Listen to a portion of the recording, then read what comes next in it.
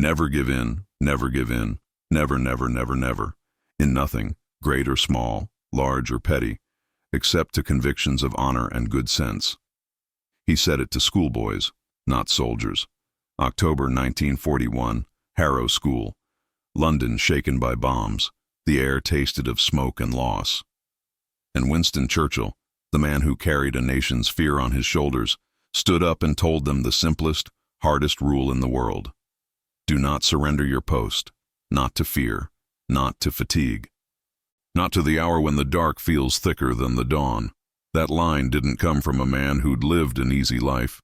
It came from a man who had already fallen from power once, who had tasted humiliation, who had walked out of government with the press calling him finished, outdated, a relic.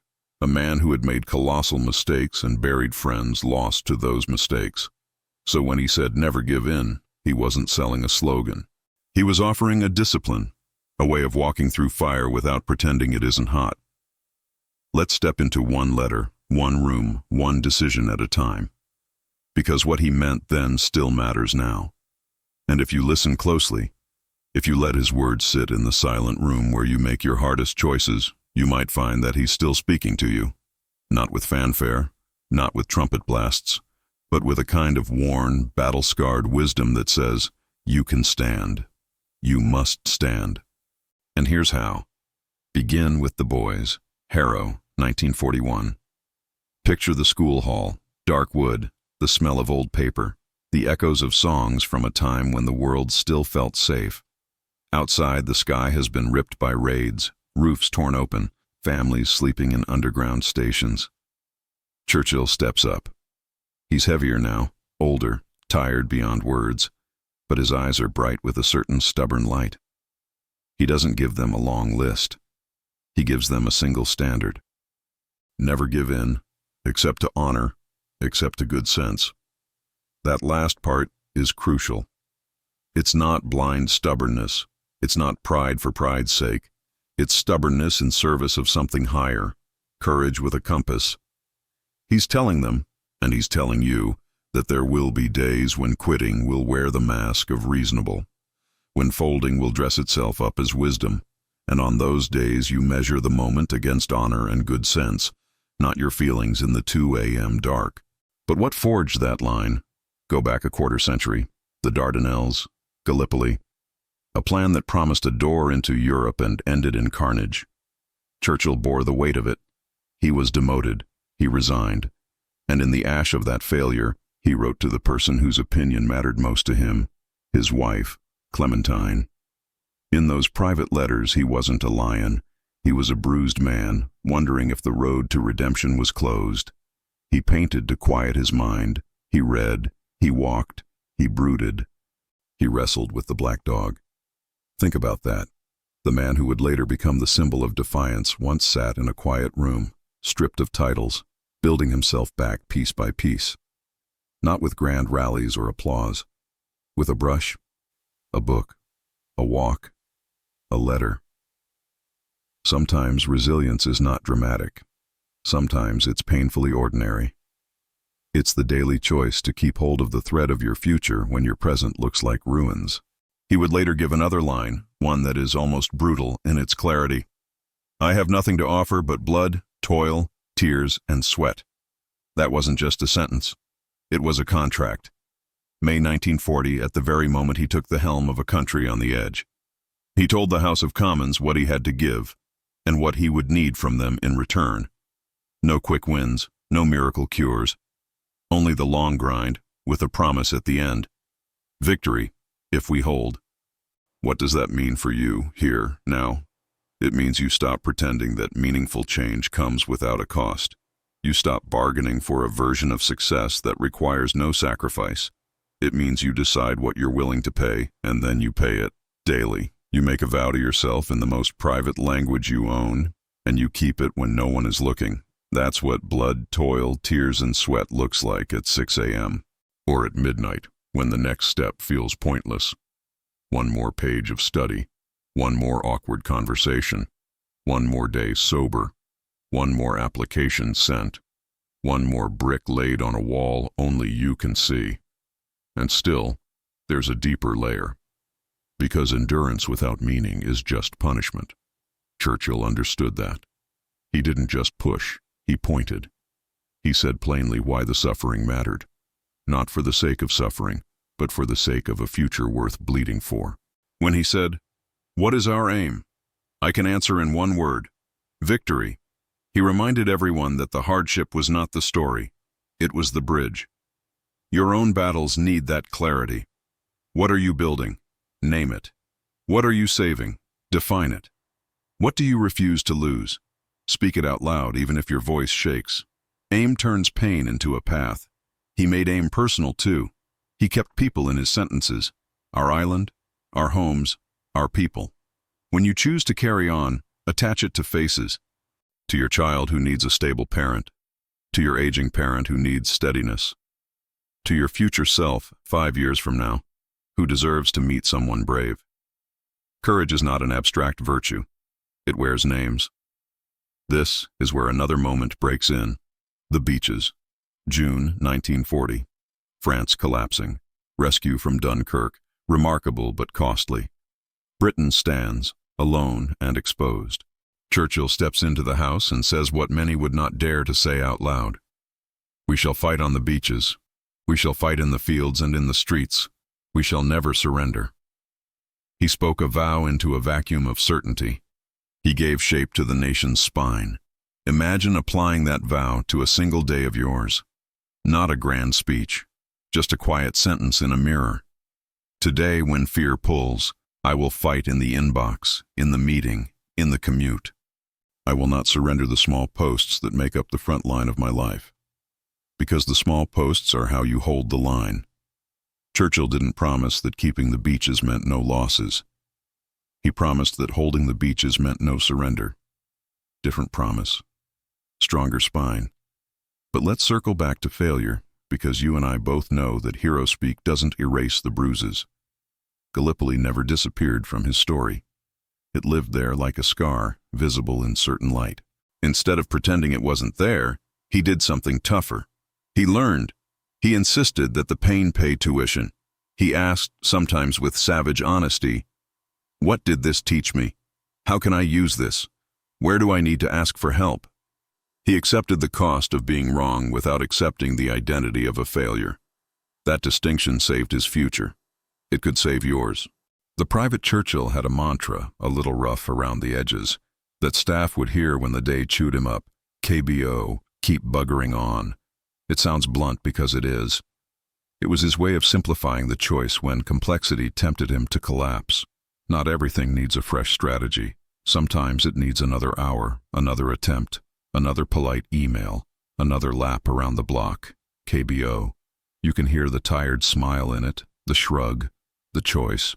Courage was not a mood for him. It was a manager of moods. He once observed, with the calm of a man who had tested the idea to breaking, that courage is the quality that guarantees all the others. It is the guard at the gate. Without it, your kindness runs when challenged. Your honesty trembles under pressure. Your discipline evaporates at the first hint of pain. With it, everything else gets a fighting chance. Here's something else the myth forgets. Churchill was afraid. He wasn't a statue. He worried. He brooded. He had nights where the shadows looked larger than the room. He used light, routine, and work as anchors.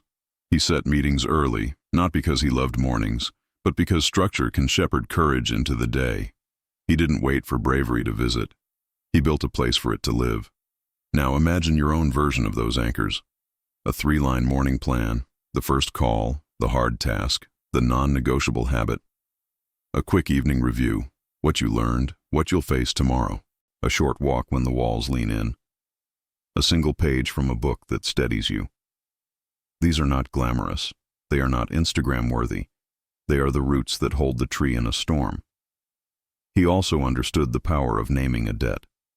In August 1940, after a summer of terror in the skies, he looked up at the pilots who had escorted death away from British cities and said, "Never in the field of human conflict was so much owed by so many to so few." The sentence did more than praise. It located courage in specific people.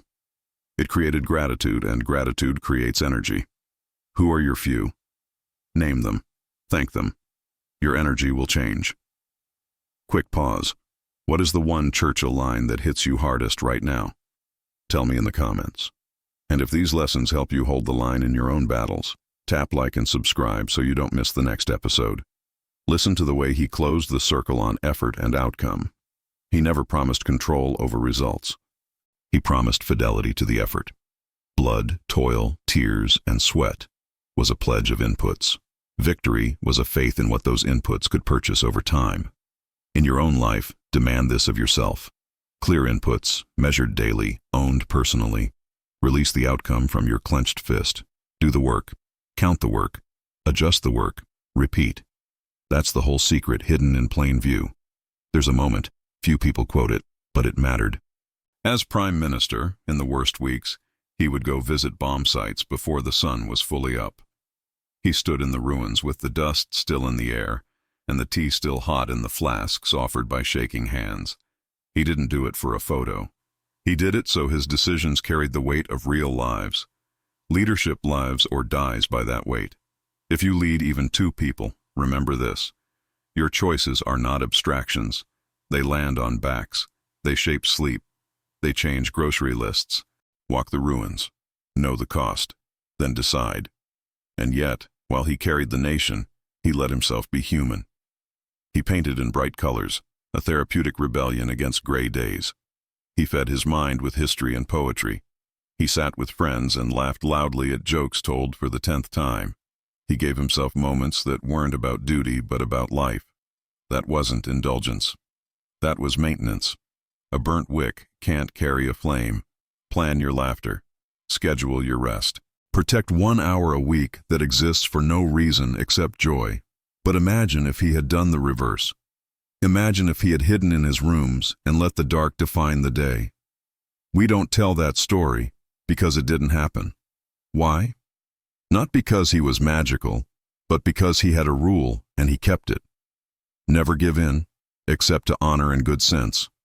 Honor demanded he show up, even limping. Good sense demanded he pace himself, even with the clock against him. Between those 2 poles he found a path wide enough to march a nation through. You might be thinking, easy to say when history has your name on it. But that's the point. History didn't have his name on it until he wrote it there with 1,000 small strokes that looked like this. Stay 1 more minute in the meeting, listen a little longer, make the harder call, accept the blame you earned, refuse the blame you didn't, hold the smile a second longer for the frightened face looking up at you. None of those make headlines. All of those make leaders. Let's bring it down to today. What is the beach for you? Is it the debt, the diagnosis, the deadline? Choose the ground. Mark it. Write a single line on a piece of paper and leave it where you'll trip over it. I will fight here. Then define your weapon. 15 minutes of focused work. A list reduced from 10 to 3. A conversation you've delayed for months. Don't aim for the entire war. Aim for this beach, this morning. You can negotiate with your fear tomorrow if you still feel like it. Here's another Churchill move that translates perfectly. Turn setbacks into briefings, not verdicts. After a bad day, he'd call for a report. He wanted facts, timelines, cause and effect. He replaced "I'm doomed" with "what happened." That calm is learnable. Tonight, before you sleep, write your report. 3 sentences. What went wrong? Why? What you'll try differently tomorrow. That's not self-help fluff. That's command. When you're tempted to envy, remember this. He never had certainty. He had resolve. Resolve is cheaper to acquire than certainty and more durable under fire. You can decide to resolve. You can build it in repetitions. You can update it without losing it. Certainty cracks when the facts change. Resolve flexes and keeps its shape. We close where we started, but with a richer understanding of the weight behind the words. Those schoolboys at Harrow needed something they could carry into adulthood, something they could pull out in the trenches of ordinary life, not just in the extraordinary moments of history. So do you. Take this as if Churchill were handing it to you personally across a desk, scattered with maps and half-smoked cigars, his eyes tired, his voice rough with use but his mind still sharp. Determine your aim, accept the price, build your anchors, and never, never give in, except to honor and good sense. Because one day, if you keep walking this way, you'll look back on a ruin that became a road, and the voice that carried you won't be a prime minister's, it will be your own. So, the rule is simple. The practice is not, but the practice is the point. Pick up the next small duty, tighten your line, and march. And when you feel the dark thickening, remember the two-word version of all of this, KBO. Keep going, keep going, keep going.